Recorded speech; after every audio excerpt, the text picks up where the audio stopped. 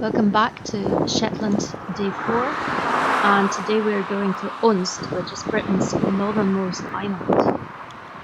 And we are just on our way to the ferry. It is recommended that you pre-book the ferry, and that's what we did. And you have to get the ferry over to the island of Yell, and then from Yell you get the ferry to Unst. And it is mainly the appeal of being the northernmost port.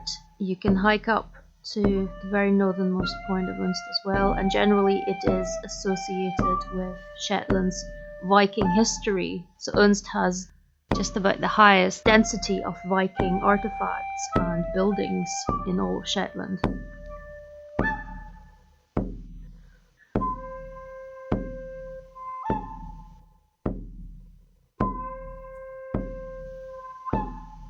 And so we are on the ferry to Yell currently.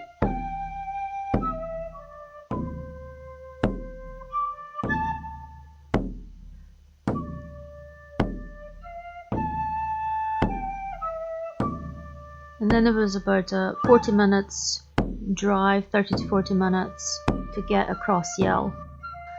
And the soundtrack today is a little bit Viking inspired. And I'm using the Baran and the tin whistle.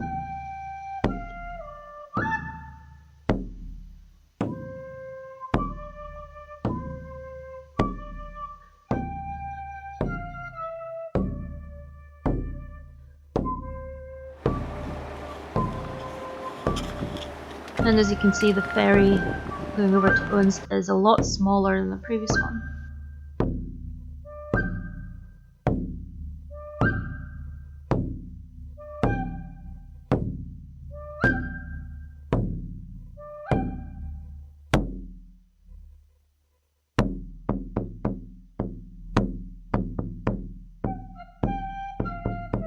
And I think the ferry comes about once every hour.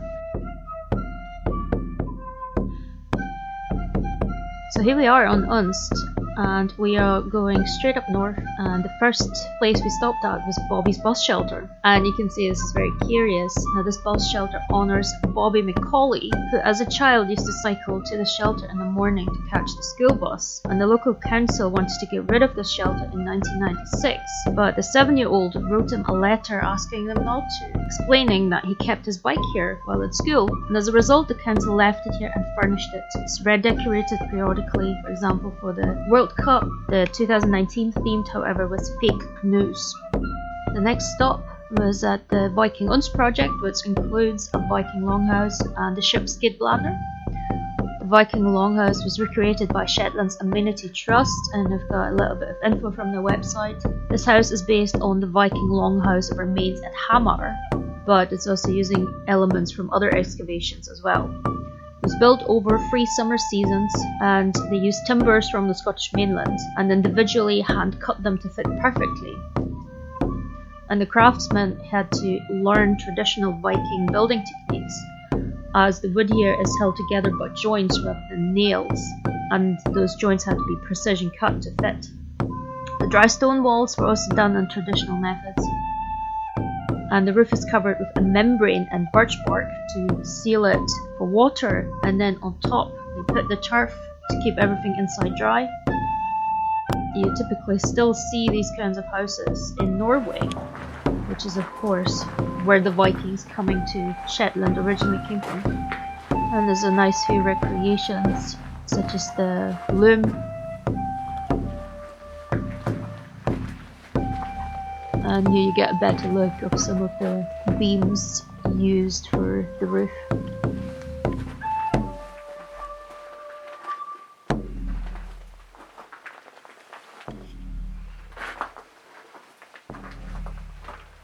And that's the ship over there.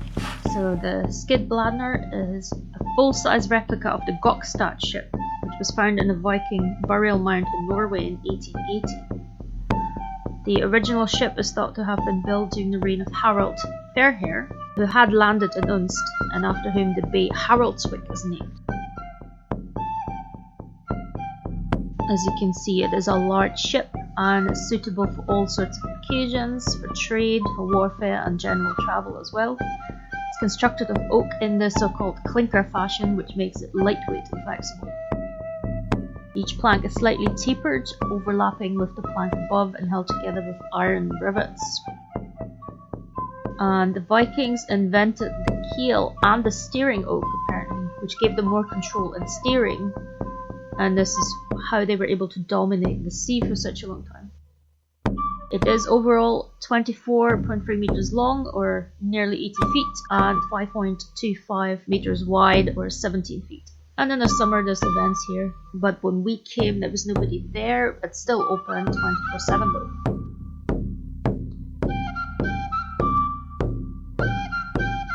Just nearby was the Unst Heritage Centre, so we went in there as well to have a little look.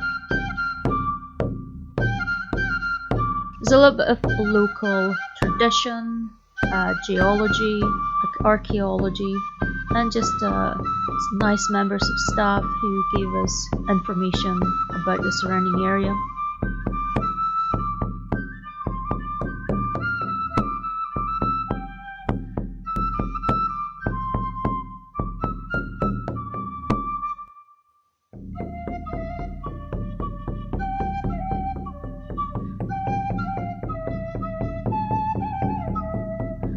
So next we made our way even further north to hike up to Muckle Flugga.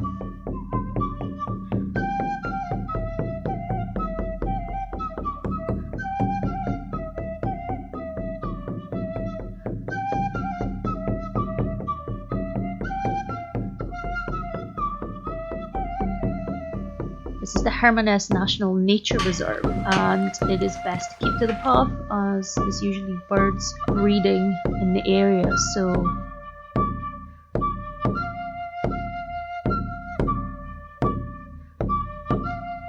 here we have arrived at the coast, and over there you can see a little bit of Muckle Flugga. And Muckle Flugga is the name for the small rocky island north of Unst, which is described as the northernmost point of the British Isles, except for the even smaller rock called Outstag. And you can't see Outstag from here, so we are going to hike all the way to go and see it.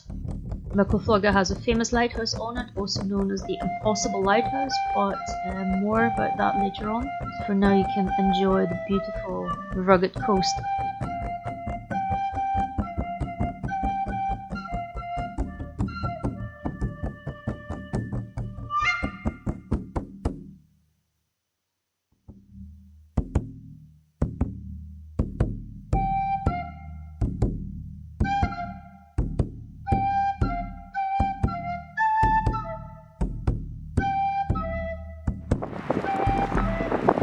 Oh, there's a cave down there. Cave? Yeah.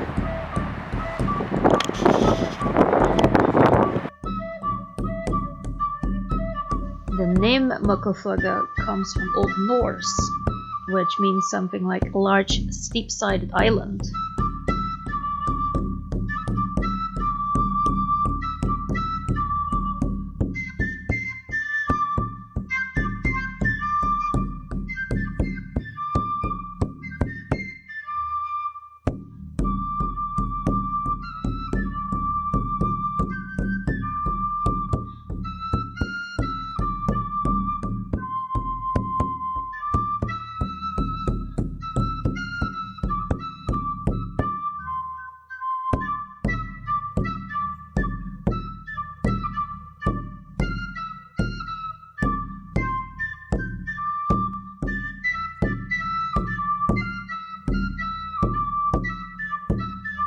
There are gannets living and nesting all along these rocks, and you can see quite a lot of them. They make an awful noise and they have a very particular fishy smell as well. And it is simply beautiful just to see the waves crash into the rock. My apologies for being so shaky, it was rather windy.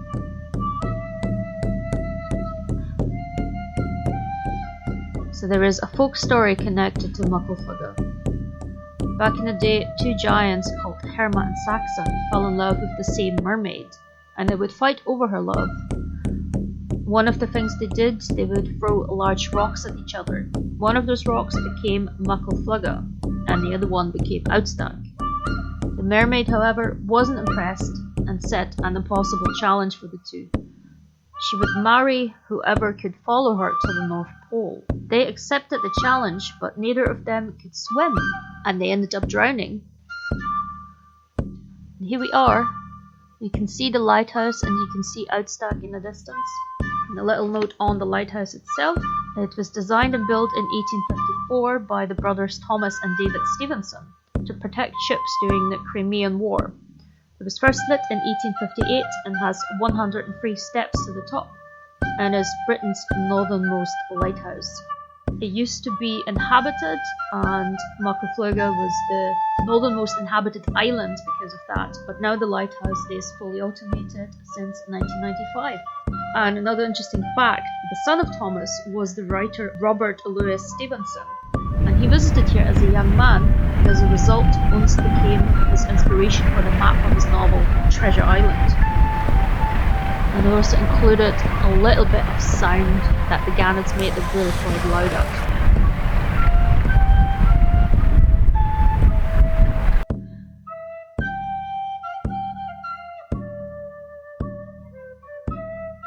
So on our way back, we had once again some beautiful views.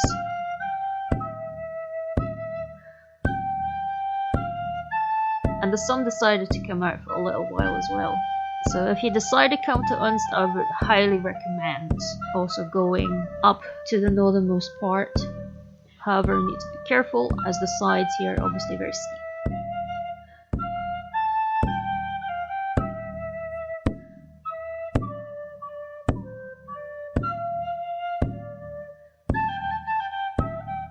Now we also decided to see a little burial chamber, and this one has pretty much fallen apart. You can just about see the shape that the inside cairn would have left.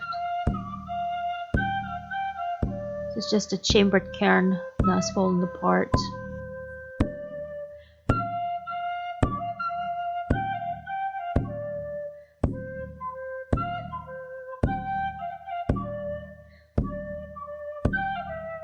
And then we also went to the Broch of Underhall, which is in the southern part of Unst.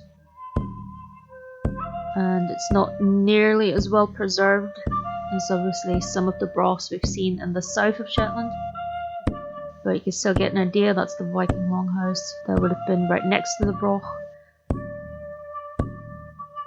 And the brochs are generally associated with the previous inhabitants of Shetland, and then the Vikings came in the early Middle Ages.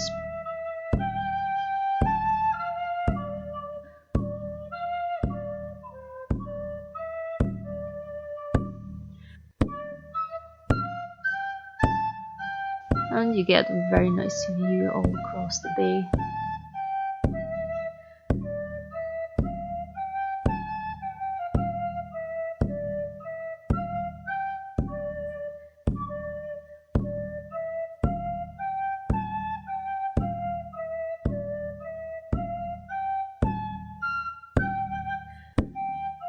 And then one last thing we went to see was this huge standing stone, and it is more than twice my size.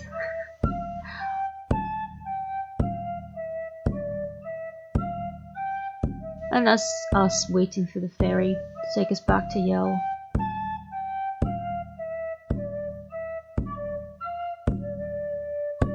And it was a lovely evening with a lovely sunset.